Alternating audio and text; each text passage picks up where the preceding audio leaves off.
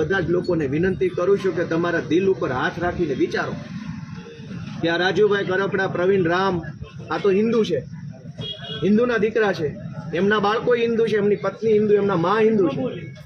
હિન્દુ મુસલમાનના નામે રાજનીતિ કરનારા ભાજપના કરદાઓને શરમ આવી કે નાના એવા હિન્દુ બાળક પાસેથી એનો બાપ દિવાળી ઉપર છીનવી લીધો? તો કયા મોટે હિન્દુત્વની વાત કરે છે આ ભાજપના કરદાઓ?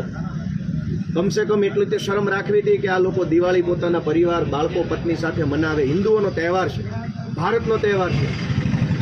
ભારતના હિન્દુઓના તહેવાર નિમિત્તે હિન્દુઓના નાના નાના માસૂમ બાળકો પાસેથી એનો બાપ છીનવી લેનારી આ હરામખોર ભાજપની સરકારને જૂતા મારો, એને કાઢો 2027માં. ને હિન્દુ મુસલમાનનું જે નાટક કરે છે એને ઓળખો, એવી ગુજરાતભરની જનતાને હું વિનંતી કરું છું.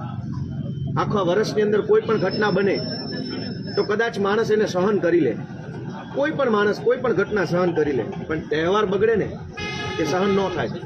એમાંય આપણી દિવાળી બગડે, આપણું નવું વર્ષ બગડે, એ જીવે ત્યાં સુધી ભૂલાય નહીં એવી ઘટના છે.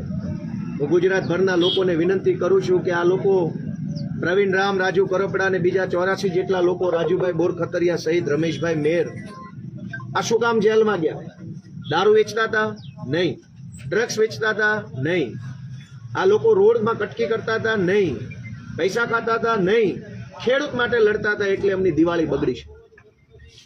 ગુજરાતના ખેડૂતોની દિવાળી સુધરે એટલા માટે જેમણે પોતાની દિવાળી બગાડી છે, હસતા મોઢે જેલમાં ગયા છે, એવા સૌ બહાદુર લડવૈયાઓને હું ખૂબ ખૂબ શુભેચ્છાઓ દિવાળીની આપું છું કે તમારું આ બલિદાન, તમારા પરિવારનો આ સંઘર્ષ એળે નહીં જાય.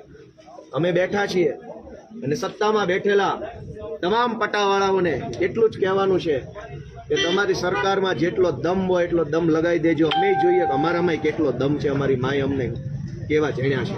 અમે લડીશું, સંઘર્ષ કરીશું અને આ દિવાળી નવા વર્ષની અંદર સંકલ્પ લઈએ છીએ કે આ નિર્દોષ બાળકો પાસેથી બાપ છીનવી લેનારી ભાજપની સરકારને 27માં ઘર ભેગા કરવા માટે પૂરો જીવ અને જાન લગાડી દઈશું.